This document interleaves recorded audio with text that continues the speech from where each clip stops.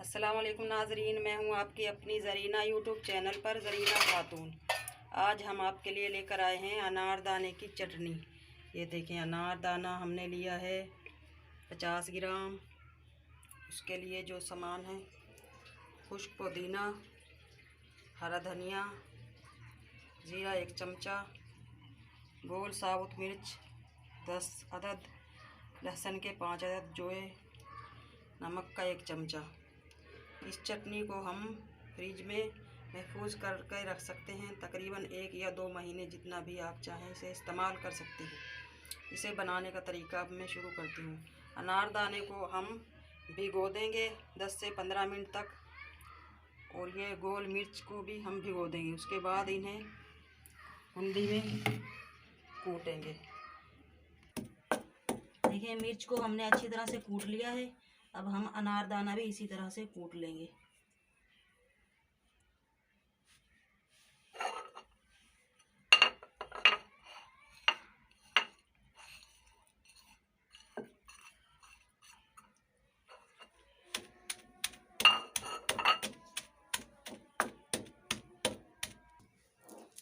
देखिए, ये अनारदाना और साबुत लाल मिर्च हमने अच्छी तरह कूट ली है।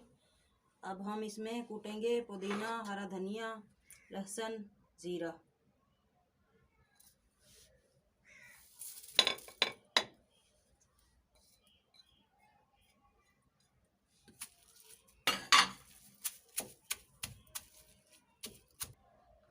देखिए, माशाल्लाह से ये सब चीज़ें पिस चुकी हैं, बिल्कुल यकजान हो चुका है।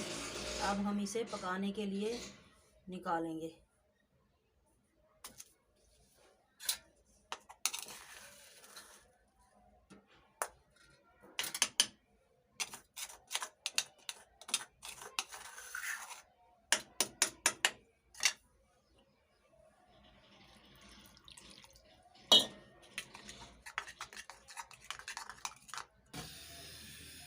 देखें, चटनी हमारी पिस चुकी है माशाल्लाह। 1 से 1.5 गिलास पानी डालकर मैं इसे पकने के लिए छोड़ दूंगी, गाढ़ा होने तक।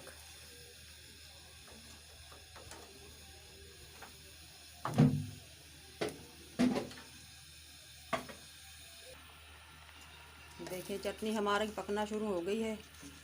वक्फे वक्फे से हम इसे देखते रहेंगे। माशाल्लाह, चटनी हमारी गाढ़ी हो चुकी है। अब हम इसे निकाल लेंगे।